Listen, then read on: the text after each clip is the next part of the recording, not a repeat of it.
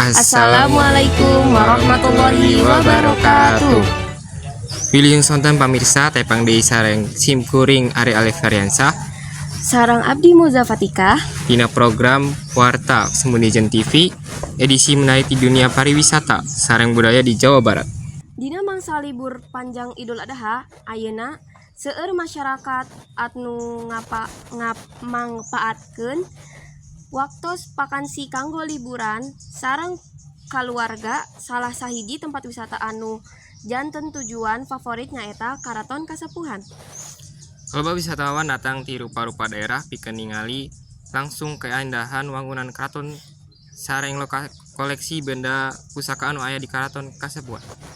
Pikeun terang kumaha suasana sareng keayaan panganyarna di lokasi wisata. Urang langsung wae nyambung ka reporter urang anu parantos aya di lapangan. Mangga Aira. Ya punten Bapak, Assalamualaikum warahmatullahi wabarakatuh. Waalaikumsalam warahmatullahi wabarakatuh. Perkenalkan, nama saya Aira Anaya. Dan saya Ahmad Muhammad Habibullah. Kita dari SMA Negeri 1 Plumbon. Ya. Jadi di sini saya dan teman saya ingin meminta waktunya sebentar untuk melakukan wawancara mengenai Keraton Kasepuhan Cirebon. Pertanyaan yang pertama itu bagaimana asal-usul dan sejarah berdirinya Keraton Kasepuhan Cirebon? Nah ini sebetulnya ya banyak juga narasi mengenai penjelasan berdirinya asal-usul Keraton Kasepuhan gitu ya. Nah ini sebetulnya Keraton Kasepuhan ini dulunya bernama Keraton Pakuwati yang didirikan oleh Raden Walang Sungsang di tahun 1445. Beliau adalah putra dari Prabu Siliwangi, Raja Pajajaran, yang menginginkan penyebaran agama Islam menyebar ke daerah Jawa Barat gitu. Dan pada waktu itu Cirebon merupakan tempat yang ideal ya, di mana Cirebon ini merupakan daerah perbatasan, dan pada waktu itu masyarakat sekitar pun dari geografis juga ya, itu banyak pedagang-pedagang asing yang mampir ke Cirebon itu untuk pedagang, dan kebanyakan orang muslim. Jadi cocok sekali kalau di Cirebon ini didirikan pemerintahan gitu untuk memantau dan mengurus orang-orang asing yang datang ke tanah air kita, ke tanah Jawa, agar kita ini menjadi tanah air kita ini bisa stabil gitu dan terpantau begitu ya. Sekaligus juga kita juga menimba ilmu dari mereka yang sudah beragama Islam begitu. Nah, di antara bangsa asing itu yang mendarat ke Cirebon itu ada bangsa Mesir atau Arab juga ya, kemudian ada bangsa Cina dan ada bangsa India begitu. Cirebon itu yang pertama sebetulnya tempat penyebaran agama Islam atau pusat syiar Islam atau pemerintahan Islam yang pertama di tanah Jawa ya. Jadi jangan salah ya nanya, yang namanya syiar Islam yang pertama dengan pemerintahan Islam yang pertama itu beda. Kalau syiar Islam yang pertama mungkin di Jawa Timur mungkin ada juga informasinya, cuma di sana tidak ada keraton. Kalau yang di masa pemerintahan Islam yang pertama itu di situ ada keratonnya. Nah, Cirebon ini ada keratonnya, maka dijuluki pemerintahan Islam yang pertama di tanah Jawa. Nah, Keraton Pakuwati ini kemudian dipimpin oleh Sunan Gunung Jati. Kelanjutannya sampai Cirebon ini mengalami masa jaya. Setelah Sunan Gunung Jati berganti kepada Panembahan Ratu I, lalu Panembahan Ratu II. Nah, setelah Panembahan Ratu II, penjajah Belanda itu datang, VOC datang ke sini dan merebut keraton ini. Lalu kemudian keluarga keratonnya terpecah jadi dua. Ada dua orang pangeran yang berpengaruh pada waktu itu yang dinobatkan menjadi raja. Nah, raja muda yang tadinya seorang pangeran Anom yang mendirikan keraton baru atau keraton muda namanya Keraton Kanoman. Jadi makanya Keraton Pakuwati ini dirubah namanya menjadi Kasepuhan. Dan kemudian fisiknya juga ada perubahan juga. Gitu, tidak waktu zamannya Sunan Gunung Jati, dan luasnya juga berpengaruh gitu tuh. Yang tadinya besar zaman Sunan Gunung Jati, sekarang keraton ini yang dinamakan Keraton Kasepuhan hanya 24 hektar begitu ya. Jadi kalau pertanyaannya tadi katanya itu bersejarah berdirinya Keraton Kasepuhan. Ya didirikannya tahun 1678 ketika keraton ini direbut sama VOC. Siapakah Raja Kasepuhan yang pertama? Ya Pangeran Samsudin. Raja Kanoman yang pertama Pangeran Badridin. Nah, kalau kerajaan Cirebon, rajanya yang pertama siapa? Baru Sunan Gunung Jati. Gitu. Nah, ini narasi yang kadang-kadang suka keliru. Raja pertama Keraton Kasepuhan siapa? Sunan Gunung Jati karena tempatnya di sini. Nah, kalau namanya udah Kasepuhan, ya kita balik lagi ke raja pertamanya siapa? Keturunan Sunan Gunung Jati, yaitu Pangeran Samsudin. Nah, nanti Neng bisa masuk ke museum ya. Begitu masuk ke museum belok kiri ada silsilah. Nah, di situ Neng bisa jelas. Raja pertama kerajaan Cirebon itu Sunan Gunung Jati, keduanya Panembahan Ratu I, ketiganya Panembahan Ratu III, Panembahan Ratu II. Setelah itu runtuh kerajaan Cirebon berganti dengan kesultanan yang jumlahnya 2, yaitu Kasepuhan dan Kanoman yang berdiri tahun 1678. Namanya ya kalau pertanyaannya kapan Keraton Kasepuhan berdiri, ya itu tahun 1678 ketika ada VOC. Kalau kerajaan Cirebon berdirinya kapan? Keraton Pakumati tahun 1445. Kalau kerajaan Cirebonnya berdirinya tahun 1478, beda lagi. Karena pada waktu Raden Walangsungsang itu jadi penguasa, itu bukan kerajaan Mas, Kadipaten atau Pakuwon dulunya. Pakuwon itu di kota Aku di bawah kendali kerajaan Pajajaran. Jadi belum kerajaan waktu itu. Nah, jadi pas kerajaan Islam Cirebonnya berdirinya ya setelah Sunan Gunung Jati naik tahta menggantikan Raden Walangsungsang, baru itu jadi kerajaan. Makanya raja pertama Cirebon itu bukan Raden Walangsungsang, walaupun yang bikin keratonnya Raden Walangsungsang, tapi Sunan Gunung Jati. Karena zaman Raden Walangsungsang bentuknya bukan kerajaan, tapi raja bawahan. Itu ya urutannya tuh dari Pakuwon, kerajaan, kesultanan, nah begitu. Apalagi orang Cirebon ya harus paham ya. Begitu. Oke, apalagi yang ditanyakan? Terus pusaka dan barang bersejarah apa saja yang saat ini dipelihara di dalam keraton? Nah, barang pusaka yang dipelihara di dalam keraton itu ya ada banyak ya. Kalau pasti. Barang pusakanya ada di museum. Kalau cagar budayanya ada berupa bangunan. Tuh begitu. Nah, saya akan menjawab pertanyaan berupa barang pusakanya aja. Ya, gitu. Nah, yang ada di museum itu yang jadi ikon kendaraannya raja, yaitu kereta Singa Barong. Itu kendaraannya raja gitu. Itu kereta Singa Barong ini itu dibuat oleh Panembahan Losari, cucunya Sunan Gunung Jati. Ya. Di mana kereta itu masih bergaya ketimuran. Coba kalau Neng pergi ke Keraton Jogja atau Solo, itu ada kereta juga tuh di sana. Iya ada. Tapi keretanya kereta Eropa itu. Bukan kereta timur. Kalau kereta timur di sini dan bikinnya Jogja di sana di Eropa. Nah kalau ini bikin sendiri. Gitu. Jadi ini kereta termasuknya yang tertua. Gitu. Seapa ya? Kalau dibilang se-Indonesia, tapi se-dunia juga termasuknya yang tertua ini tuh. Sebetulnya kalau menurut pendapat pribadi saya gitu tuh ya, yang sejauh saya tahu gitu tuh. Gitu. Kemudian di dalamnya lagi juga ada berupa peninggalan berupa senjata tajam. Baik itu peninggalan dari zamannya Raden Walangsungsang ketika ini masih Pakuwon, kemudian zamannya Sunan Gunung Jati, ya, Kerajaan Cirebon, dan juga di eranya Kesultanan, Kasepuhan, begitu. Itu ada semua di situ. Nah, contoh seperti pedang itu macam-macam. Ada pedang suduk untuk menusuk fungsinya, ada pedang lameng untuk membacok, ada pedang sabet untuk menyabet. Di situ udah ada tulisannya, Neng. Kalau Neng lihat tuh situ ada pedang sabet, pedang suduk kayak itu. Saya sudah menjelaskan tuh ya. Terus ada juga senjata khas Cirebon namanya apa? Cangak ondol. Cangak ondol itu nanti di situ juga ada tulisannya. Cangak ondol itu tadinya kujang. Cuma kujangnya itu dirubah oleh Raden Walangsungsang berbentuk bangau. Bangau itu kalau bahasa kunonya itu cangak. Makanya itu khusus khas Cirebon gitu. Kemudian juga kujang juga yang beredar di Cirebon mengalami perubahan bentuk juga. Karena pada waktu itu orang Muslim menyebarkan agama Islam di tanah Jawa itu dengan mediasi wayang. Jadi mempengaruhi pembuatan bentuk senjata. Kujang dirubah menjadi berbentuk wayang. Contoh seumpamanya wayang togok ya, itu kan perutnya kan besar, gitu tuh ya.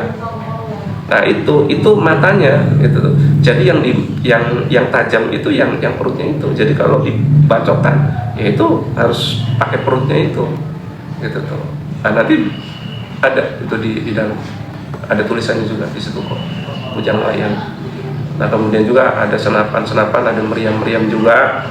Nah meriam ini dan senapan bukan saja peninggalan dari bangsa Eropa. Banyak masyarakat kita yang tidak tahu kalau sebenarnya peradaban meriam itu peradaban modern yang diperkenalkan oleh bangsa Eropa ketika menjajah bangsa kita. Bukan. Sebelum bangsa Eropa datang ke sini itu, kita itu sudah pakai meriam. Sudah ada. Loh, meriamnya buatan mana? Ya tentu saja bukan buatan Eropa. Ada buatan dari Cina, ada dari India, bahkan buatan sendiri. Gitu. Jadi sebetulnya kesan bahwa bangsa kita itu terbelakang itu sebetulnya ya ini sudah nggak aneh gitu tuh, pandangan bangsa kita begitu gitu tuh ya, karena mungkin memandang bangsa kita juga diri mereka sendiri bahwa mereka itu mungkin pemikirannya masih tertinggal dengan bangsa Eropa gitu tuh ya, jadi mereka bila ngomongnya seperti itu gitu. Ya padahal leluhur kita nggak seperti itu gitu tuh, leluhur kita bukan leluhur yang bodoh ya, mereka mengenal tulisan kok. Mereka juga sekolah dulu kayak gimana sih? Ya bukan kayak sistem pendidikan sekarang di sekolah gitu. Kalau sekolah dulu di masjid, pesantren, kemudian perguruan silat itu diajarin tuh.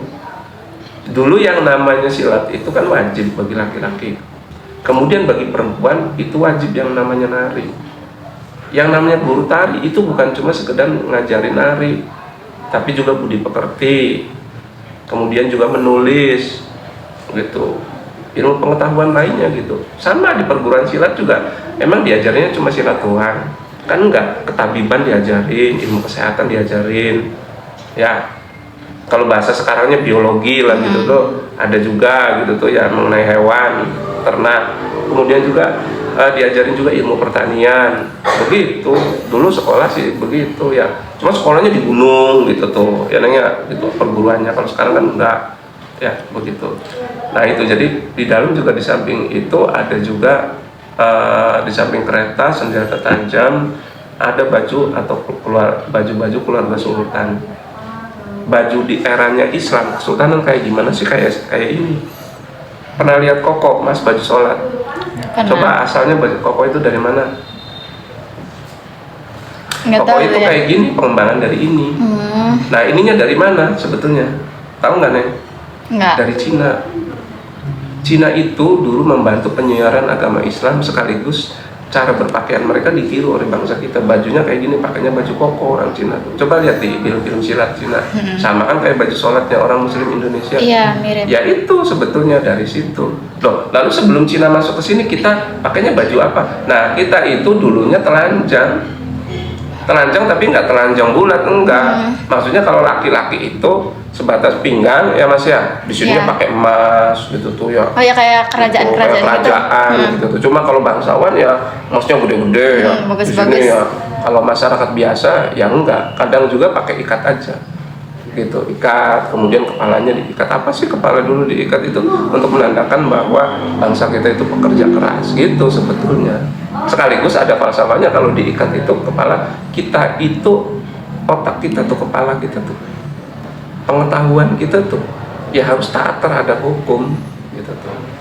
Gitu. Jadi kita hukum itu dasarnya mana? Hukumnya kepada Tuhan sana. Jadi kepala kita itu kadang-kadang kita mengumpamakan tubuh manusia itu dengan bangunan. Nah di atasnya ada momolo, itulah mahkotanya, kepalanya gitu tuh, yang taat terhadap hukum gitu tuh, hukum Tuhan. Jadi bangsa kita itu dari dulu percaya akan adanya Tuhan gitu tuh ya. Nah itu makanya kalau kita pandai berdandan, rumah pun harus didandani gitu tuh. Jadi harus bersih, kita bersih, rumah juga harus bersih. Itu falsafahnya begitu.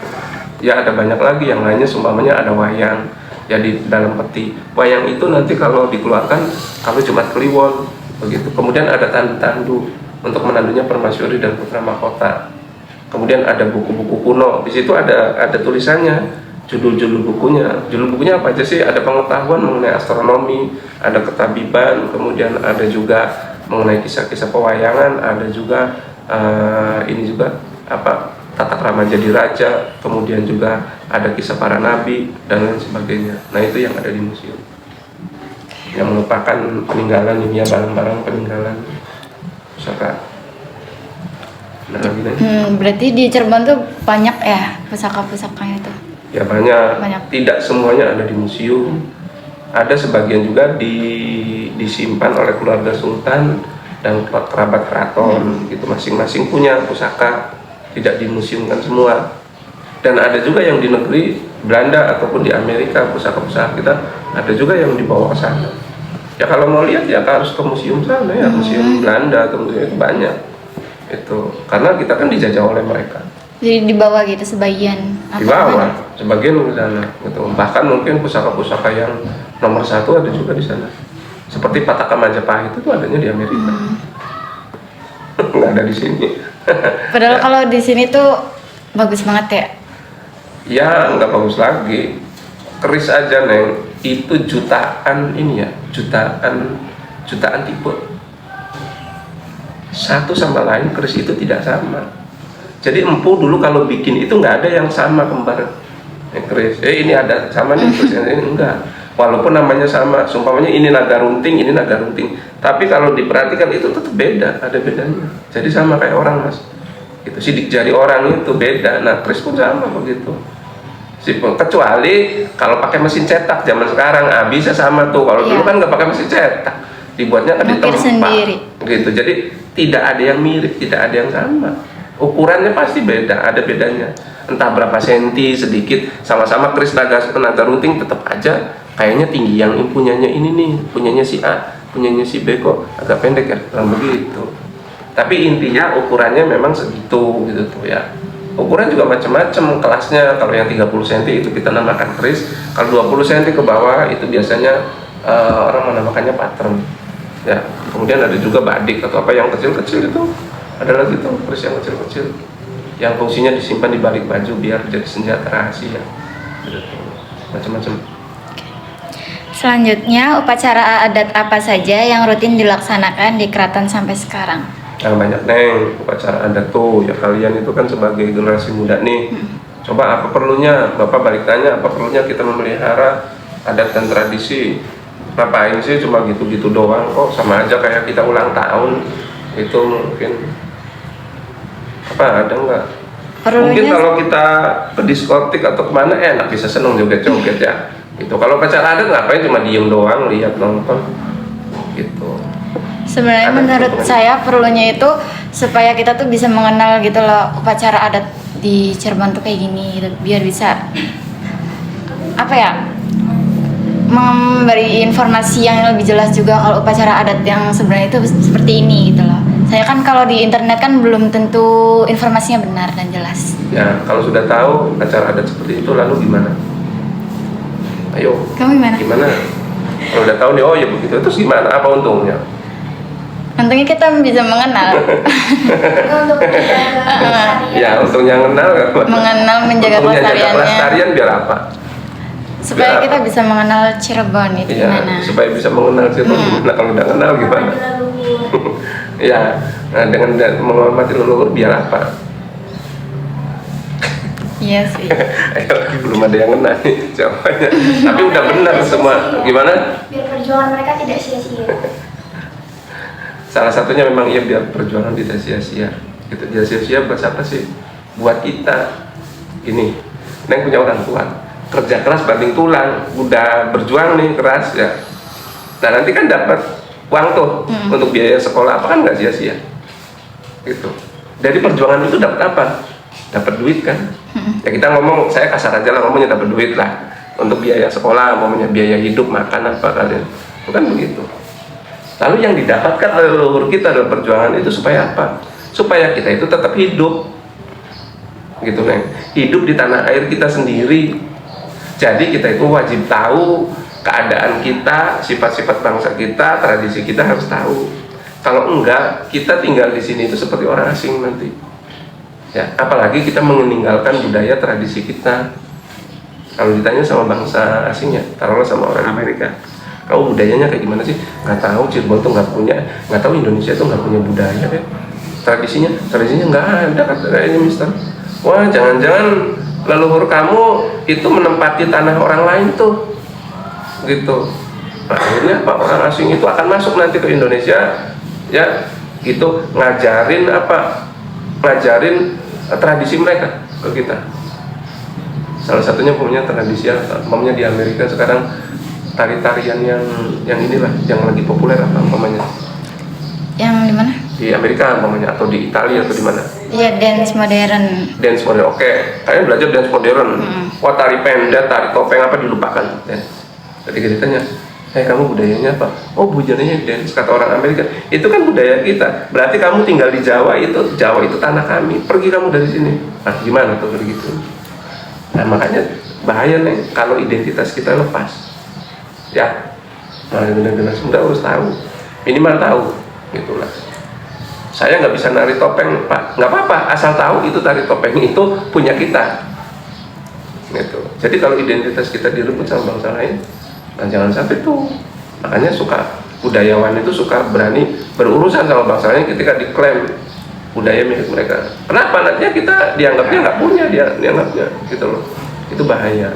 Jati diri kita nggak ada, sama aja kita seumpamanya kita nggak tahu orang tua kita. Lalu tinggal di suatu rumah, lalu ditanya, kamu ini rumah dibangun kapan? Nggak tahu ya, saya sudah jadi seperti ini. Sama siapa? Ya sama orang tua saya. Orang tua kamu namanya siapa? Aduh, lupa ya nama orang tua siapa. Ah, berarti bohong tuh, kamu punya orang tua. Udah sana pergi, lalu kamu diusir dari rumah. Ini bukan rumah kamu berarti. Tuh sama aja nih. Kalau kita nggak ngerti itu ya, nah, nanti akan dibegitu kan. Contoh yang terjadi di mana coba sekarang di dunia? Palestina diusir sama Israel. Oh, makanya Israel itu tidak diakui oleh bangsa seluruh dunia karena dinilainya tidak punya identitas. Makanya dia nggali Haikal Sulaiman. Nih buktinya bahwa kita itu dulu ada di sini nih. Sebagai bukti nih, dulu kita itu punya peradaban nih. Buktinya nih Haikal Sulaiman tuh.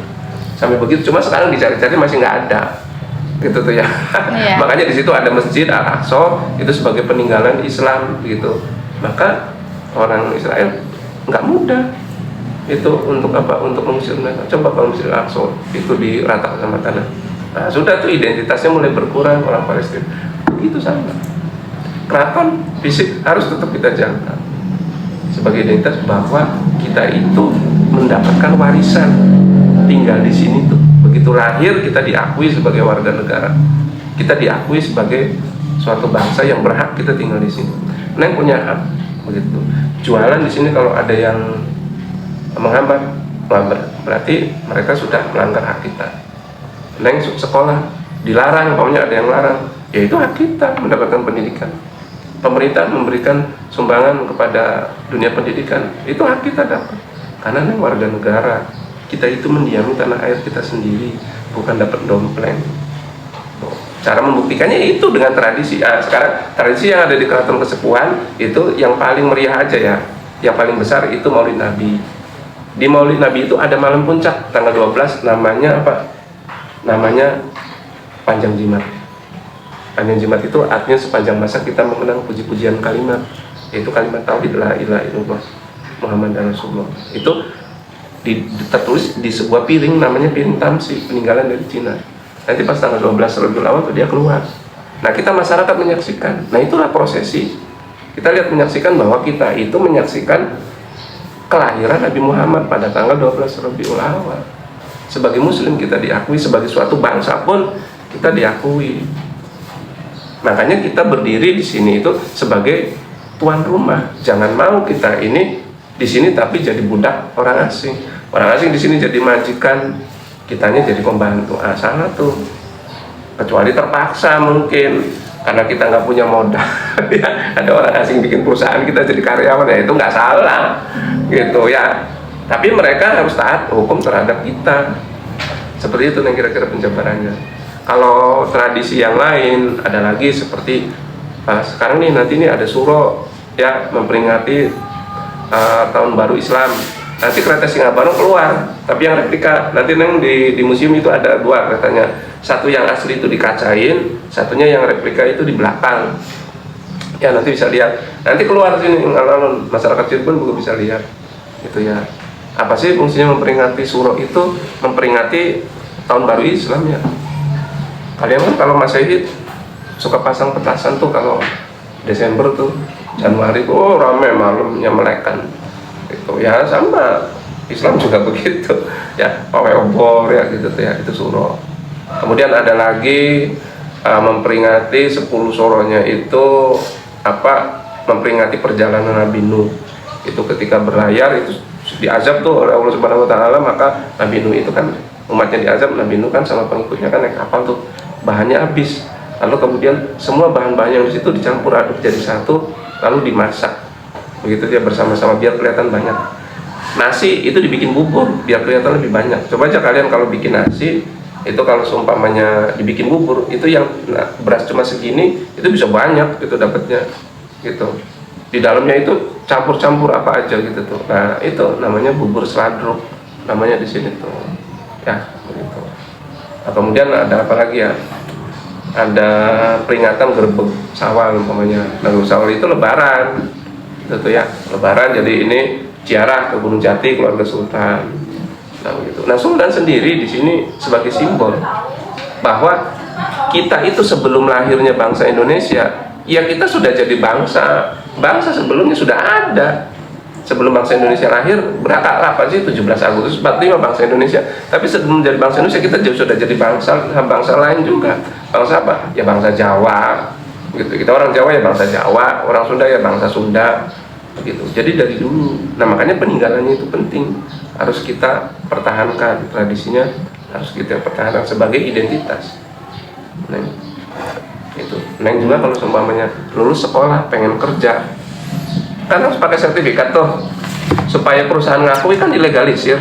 Sama aja dengan begitu. Kalian nih ada keraton, ada bangunan bersejarah, ada keris apa museum, itu bukti bahwa kita itu sebagai bangsa dapat pengakuan dari bangsa lain. Syarat berdirinya sebuah negara ada berapa sih? Ada 4. Ada pemerintahan, ada rakyat, ada wilayah, dan satu lagi pengakuan dari bangsa lain. Tuh. Ya, gitu. Pertanyaan lainnya. Yang terakhir itu Keraton Kasepuhan itu sering ramainya itu pas kapan? Keraton Kasepuhan. Kasepuhan. Ya itu Maulid Nabi itu. Jadi sebagai ajang silaturahmi. Siapa sih yang datang ke sini? Ya masyarakat. Masyarakat yang mana coba? Ayo. Masyarakat Cirebon. Kenapa Mas?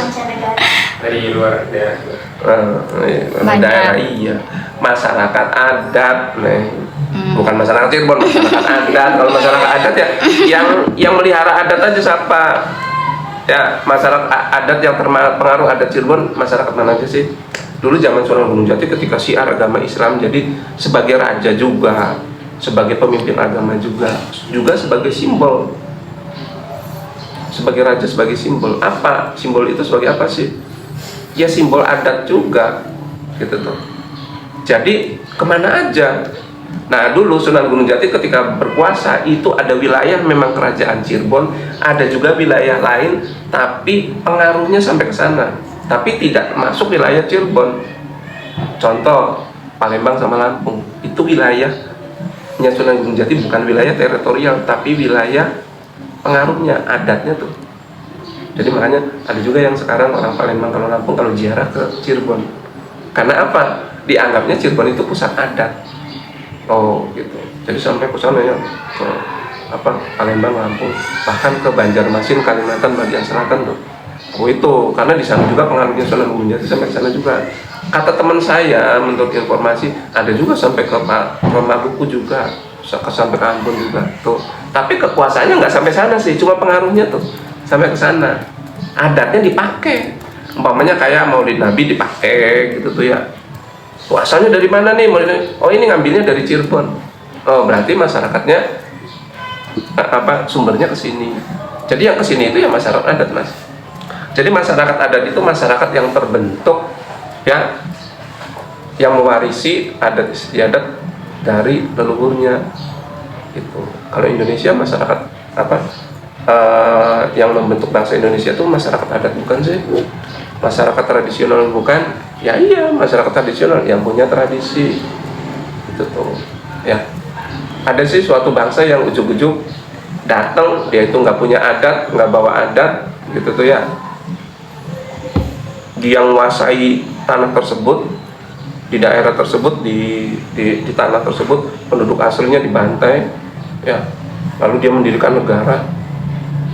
Nah, mereka lalu bingung, wah adatnya kita pakai adat apa ya, karena mereka yang datang itu ternyata mereka itu nggak mewarisi adat dari leluhurnya juga, tahunya itu menduduki tanah bangsa lain aja, jadi lupa sama adat mereka gitu tuh.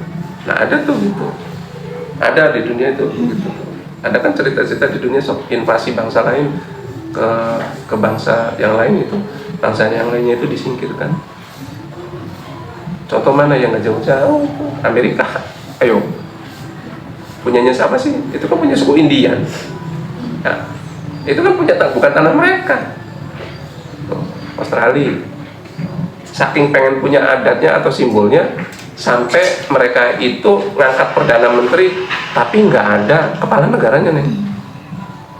Jadi ngambilnya dari mana kepala negaranya? Raja Inggris akhirnya diambil sebagai kepala negara mereka tuh. Karena mereka butuh simbol. Kalau di Indonesia simbolnya berapa? Banyak. Rajanya banyak tuh. Presidennya satu ya, wakil presidennya satu. Tapi rajanya banyak, ada Raja Cirebon, ada Raja Jogja ya. Istana Maimun ada semua. Ya, jadi kita itu kaya. Bukan dilihat dari budayanya aja. Dari simbol-simbolnya juga. Ya, pemangku adatnya juga banyak juga. Kita itu kaya. Tinggal kalian sebagai generasi muda itu bagaimana cara mempertahankannya. Ya, gitu. Saya kira cukup. Ya, cukup. Ada lagi yang ditanyain? Ya, pertanyaannya sudah dijawab semua dan sudah dipertanyakan semua. Terima Ya. kasih atas waktunya Bapak. Wassalamualaikum warahmatullahi wabarakatuh. Waalaikumsalam warahmatullahi wabarakatuh. Mas 3. Hadeudeung pisan euy. Ih, nya jadi haus kieu. Ih, teh pucuk.